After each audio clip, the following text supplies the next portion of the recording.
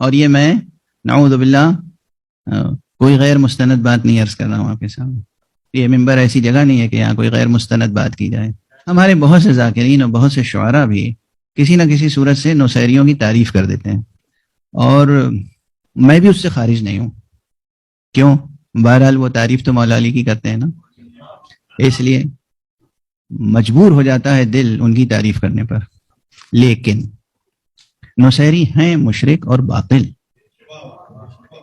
اور اب میں آپ سے یہ عرض کروں کہ بہتر یہی ہے کہ اشارے و کنایے سے بھی ان کی تعریف نہ کی جائے. کیوں؟ میں تقریباً 1 سال دمشق میں رہا ہوں، شام میں، اور وہ بھی جو سیدہ زینب میں حوزہ علمیہ ہے وہاں نہیں تھا. میں تھا نصیریوں کے درمیان، کیونکہ مجھے جستجو تھی کہ مجھے دریافت کرنا ہے ان کی حقیقت کیا ہے. تو دمشق یونیورسٹی میں جو پروفیسر تھے، اس وقت ایک دھن تھی کہ میں دمشق یونیورسٹی سے پی ایچ ڈی کروں، اور یہ سب مسئلہ تھا. تو وہاں جو میرے گائیڈ تھے، میرے پروفیسر تھے، ان کا نام تھا پروفیسر ڈاکٹر حکمت لمیہ. میں اکثر ان کی خدمت میں، اور میرے پڑوس میں بھی ادھر ادھر دونوں طرف چاروں طرف سب نصیری حضرات تھے، سب نصیری. چونکہ میں سیدہ زینب میں نہیں رہتا تھا، میرا قیام دمشق میں تھا، مزہ میں، اور تقریباً دمشق یونیورسٹی کے قریب. روزانہ زیارت کے لیے حاضری دیتا تھا بی بی کے ہاں، اور وہاں آ جاتا تھا کیونکہ ریسرچ کا مطالعے کا کام تھا. تو میں یہ دیکھتا تھا کہ جب میں کلاس میں جاتا ہوں تو یہ پروفیسر حکمت لمیہ صاحب میری بہت عزت کرتے ہیں. میں اسٹوڈنٹ ہوں، اور یہ جو ہیں پروفیسر ہیں، ہیڈ آف دی ڈپارٹمنٹ ہے. میرے ساتھ اور لوگ بھی ہوتے تھے، ان کی طرف وہ زیادہ توجہ نہیں کرتے تھے. تو پہلے میرا خیال یہ ہوا کہ چونکہ یہ لوکل اسٹوڈنٹس ہیں یہیں کے، میں فارینر ہوں، اس لیے میری عزت و تکریم زیادہ ہے. لیکن ایک دن مجھ سے رہا نہیں گیا.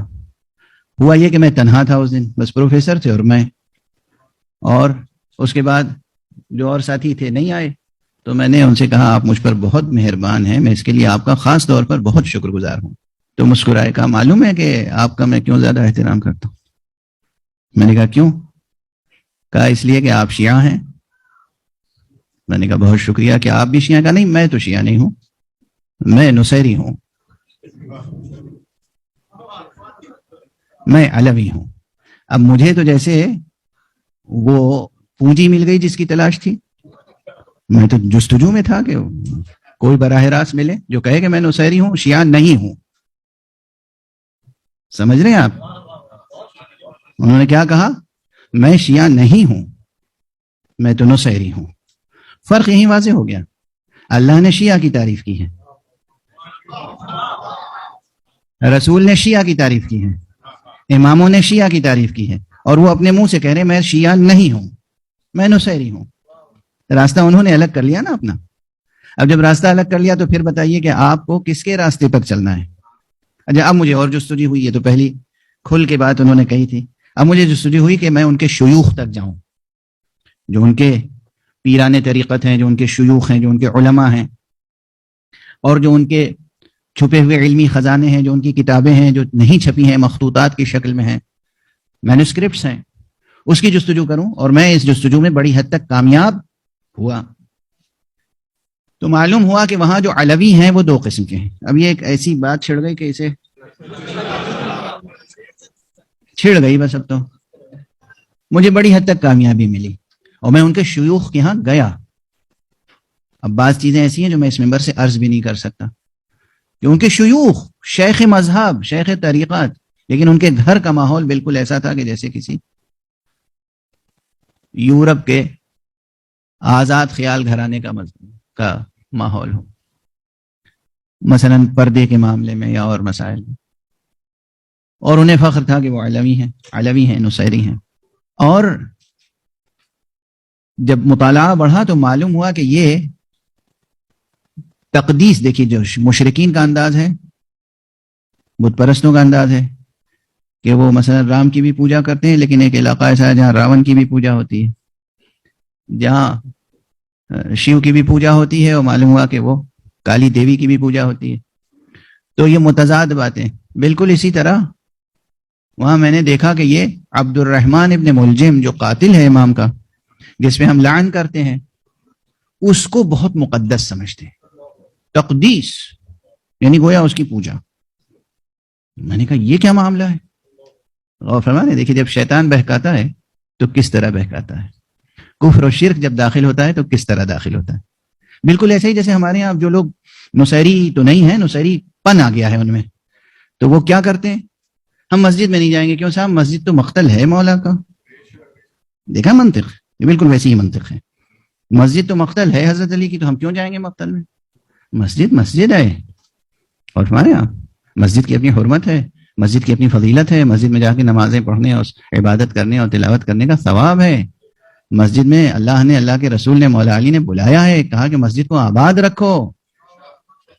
مسجد کی تعمیر یعنی مسجد کی آبادی. مسجد کو آباد رکھو، اپنے سجدوں سے مسجد کو آباد رکھو، اپنی عبادتوں سے مسجد کو آباد رکھو. مسجد کو وہی آباد رکھتے ہیں جو اہل تقویٰ ہوتے ہیں. تو اب انہوں نے یہ کیا کہ ہم وہ لوگ عبد الرحمن ابن ملجم جو قاتل ہے مولا کا، اس کی تقدیس کرتے ہیں، پوجا. کیوں؟ مجھے جستجو ہوئی تو کہا بھائی ذرا سوچو تو، سامنے کی بات ہے، علی رب ہے، رب کو کون قتل کر سکتا ہے؟ رب کو جو قتل کرے گا وہ بھی تو کوئی غیر معمولی ہوگا. دیکھا کیا ایسی، یہ کون سی منطق ہے؟ انسانی، قرآنی، شیطانی منطق. یہ ہے سیٹینک لاجک، شیطانی منطق. رب کو جو قتل کرے گا کیا معمولی ہوگا؟ مجھے سمجھا رہے ہیں. اور اس کے بعد پھر روایت بیان کر رہے ہیں کیا، رب کے 12 حواری تھے، 12 خاص افراد تھے جو رب کے ساتھ ہر وقت رہتے تھے. اب رب کے حواری بھی ہو گئے تو رب نے ایک مرتبہ، اب یہ کہانی انہوں نے گویا کرسچینٹی سے لی ہوگی، حضرت عیسیٰ اور ان کے 12 حواری و انصاری، جس میں سے ایک حضرت کو اذیت دینے والا باغی اور گویا ظالم و غدار ہوا. تو انہوں نے کہا کہ وہ رب کے جو 12 حواری تھے خاص، ان کے سامنے رب نے کہا کہ دیکھو مجھے قتل ہونا ہے، یہ کام تو ہو کے رہے گا، میری خاطر سے تم میں سے کون ہے جو قیامت تک کے لیے لعنت کا طوق اپنے گردن میں قبول کرے؟ سیٹینک لاجک ہے، معمولی تو نہیں ہے. مجھے قتل ہونا ہے، مجھے شہید ہونا ہے، اس کی حکمتیں الگ ہیں. تم میں سے، تم 12 میرے حواریوں میں سے کون ہے جو میری خاطر سے اپنے گلے میں گردن کا طوق قبول کرے؟ تو جناب والا بالآخر عبد الرحمن ابن ملجم نے کہا کہ اگر رب آپ کی یہی خواہش ہے تو میں اپنے گلے میں لعنت کا طوق قبول کر لیتا ہوں. تو گویا اس نے قتل کر کے ایک عظیم خدمت کی رب کی، اور خود غیر معمولی ثابت ہوا، اس لیے اس کی تقدیس ضروری ہے. آپ میں سے کوئی ایسا ہے با ضمیر، با قلب، با معرفت، با ایمان، با شعور جو اس منطق کو قبول کرے؟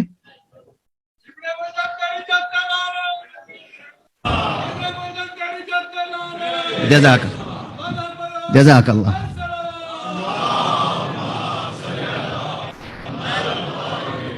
اللہ. تو میں دست ادب جوڑ کے، یہ میری ریسرچ یوں ہی نہیں ہے، یہ آپ جائیں، کوئی بھی جائے آزادانہ طور پہ، کوئی جوان، کوئی بچہ، کوئی بوڑھا، کوئی ریسرچر، کوئی اسکالر جائے